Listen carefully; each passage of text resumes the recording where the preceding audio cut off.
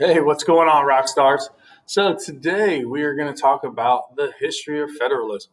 So we just got done talking about what federalism is, the definition of federalism. So make sure we know enumerated powers, reserved powers, concurrent powers. All those are very important. Know which level of government has what responsibility. As we know, like concurrent powers, the federal government and the state governments have the power to tax, but the state governments, those reserved powers, they have the ability to do driver's license, marriage license, hunting license. But then, like the federal government has their own powers of coining money, right? So make sure we know those. Those are very important. But today, like I said before, we're going to jump into the history of federalism, right? So as you look on the screen, as you can see, we're going to talk about cake. You gotta love cake.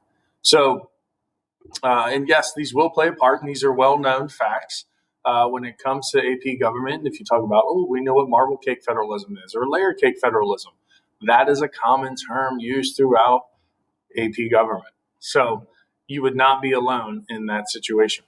But let's talk about the history of federalism. So as we talk about the division of powers, as we look at federalism, division of powers, state, national, and local governments. So when our country started out, the framers, and they created the system, which remember it's uniquely American. As we started out and they laid out the powers, those powers were laid out specifically, and the country followed us pretty much to a T. So this is what we call dual federalism, a system of government in which both the states and the national government remain supreme in their own sphere, right? So there was not much crossover. It's like, hey, this is strictly for the states. This is strictly for the national government. This is one you have both. So, they stayed in their lanes, bro. This is like a layered cake. So those powers laid out, again, for the national government, state, national, those for the concurrent, state, concurrent, those for the state for the state. So this started in 1787 and lasted until about the 1930s. So as you know, in the 1930s, we had the Great Depression, and right there with the Great Depression, the crash of the stock market, the federal government started to get more involved in people's lives, right? So FDR passed all those different programs, his alphabet soup, like the CCC. We could go on and on, right? But I'm not going to kill you with those. But so as the government started getting more involved in creating more government programs, get more people back to work, get more people jobs, help people recover financially, right? They needed to kind of dig in. But, as we look, these sphere of influences, they started to die out after the Civil War. So after 1865, we fought the Civil War. And we put Humpty Dumpty back together again, which was a war fought over states' rights. Right, the South wanted slavery, the North did not, and there were other issues, but that was the main issue that it came down to. But as soon as that happened, the federal government started, as we started adding our Civil War amendments, 13th, 14th, and 15th, we started to kind of infringe upon, and that's where they kind of the powers of the governments started to kind of, with the 13th Amendment, they said African American, or I'm sorry, 13th Amendment freed the slaves.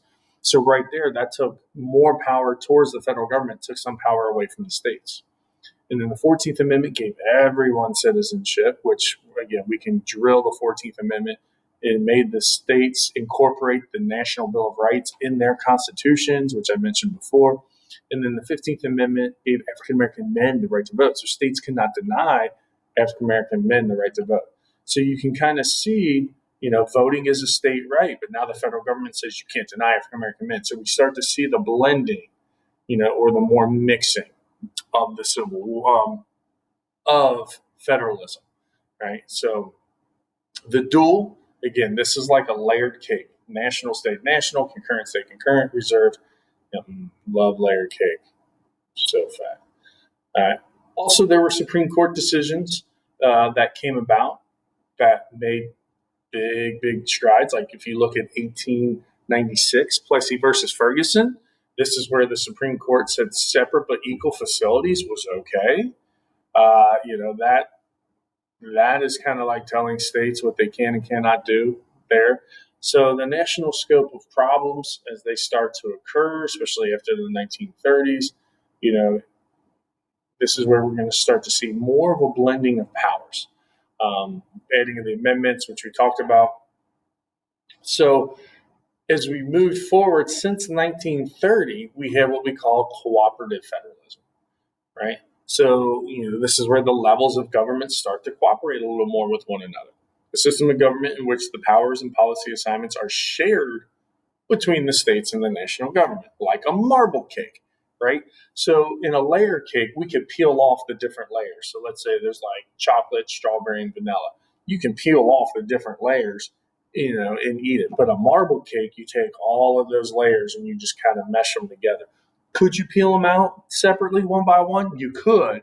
It's going to take a while. It's going to be messy. But it's just like that. All blend together, all the responsibilities, they become shared between all levels of government. And not all, but depending what the issue is, they get to become shared. They share administration. They start to share cost of things. Like we talked about that Brent Spence Bridge. Who's going to pay for that? Right? That's big. So states will follow federal guidelines, right?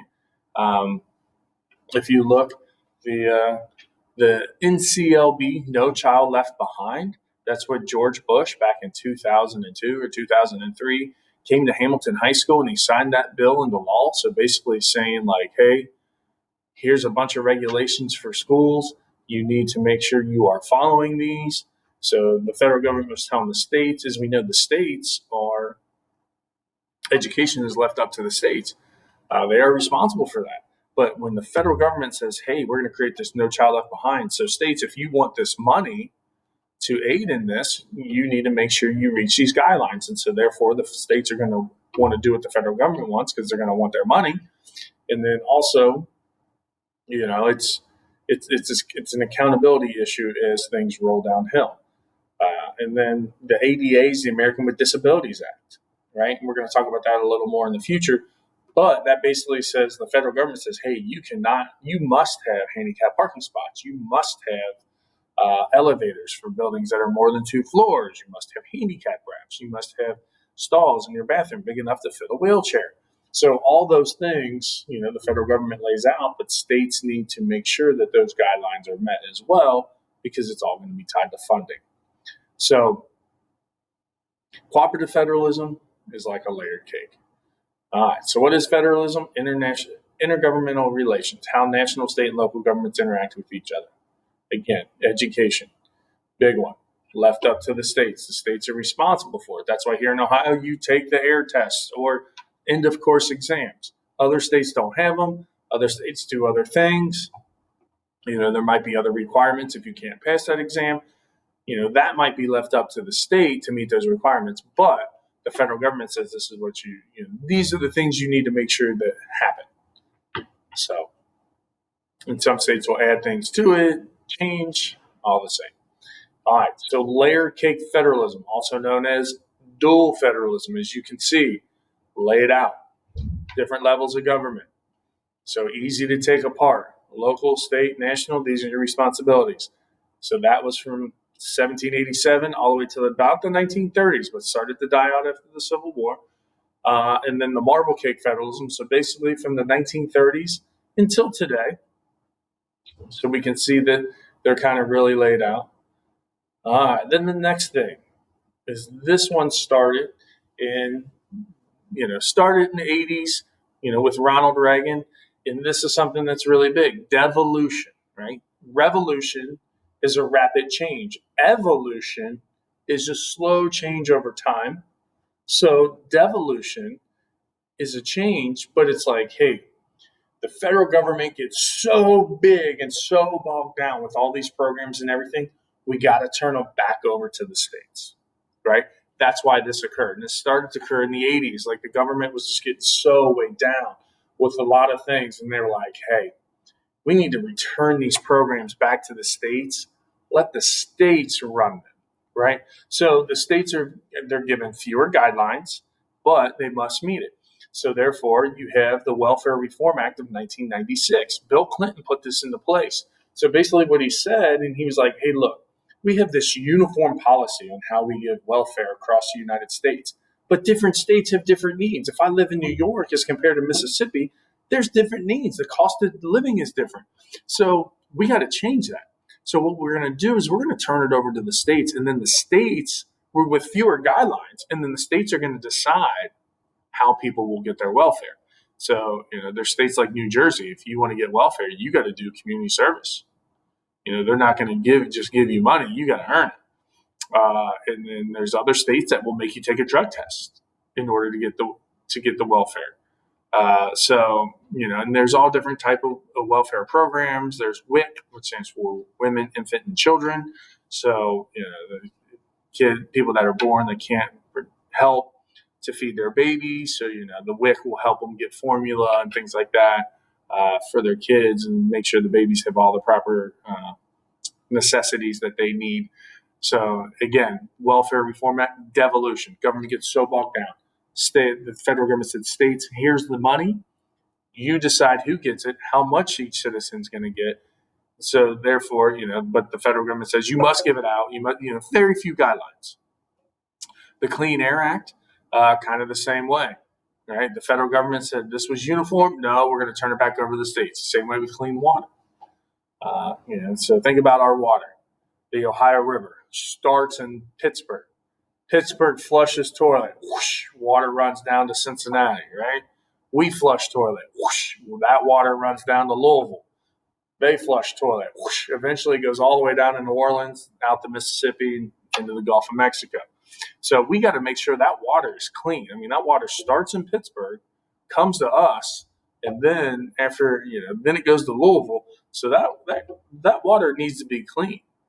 So, but it's up to the states to make sure that water's clean. Pittsburgh's expectations are different than our expectations of clean water here in Cincinnati or here in Ohio. So it's like, ooh, very, very scary, right? But you get the point. Hey, you got to make sure your water's clean. Here's another tidbit. Hamilton County, our water does taste different than any other county in the state. People come here and they're like, oh, your water tastes weird. It does. We have more fluoride in our water than any of the other 88 counties in Ohio. Why? Our county commission way back long ago, like in the 80s, said, hey, there's a lot of kids here that do not get an opportunity to go to the dentist. So we're going to put more fluoride so they can get fluoride on their teeth. So therefore, that's why our water in Hamilton County tastes a little funny. So if you guys like, oh, our water tastes weird. I want bottled water. It doesn't taste weird. That's why. So the water out of the tap is a little funny here in Hamilton County. So again, it began with Reagan in the 1980s.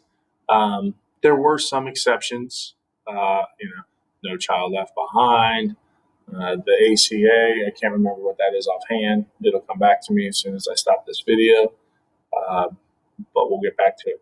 Devolution, revolution. So people that support devolution distrust the federal government, kind of like we saw in the Federalism video, right? In that Buckaroo law. The federal government they're too big for their britches, blah, blah, blah, blah, blah, right? So they said the states should have more rights and more powers. They believe the states are capable of meeting the needs of their people a lot better than the federal government, right? The federal government's too big. Especially like imagine if you live in California, like Washington, D.C. is all the way over there. What are they going to try to tell me what's going on in California, 2,000 miles away? Yeah, whatever. But number two, deficit politics encourages devolution, right? This is an easy way to cut costs, especially, you give it the federal government gives states money in the form of grants based on how much that state needs instead of just creating one large program for everybody. This is going to help cut the cost of a lot of issues. And then devolution is supported by public opinion, supposedly, but the strength of that support is really uncertain today. You know why? Because Americans don't really go to the polls to vote, which we will talk about why in a later date and time. All right, so that will conclude the history of federalism. If you have any questions, please let me know, and we will talk about it. Send me an email, text, do remind, whatever you want. All right, you guys have a great day.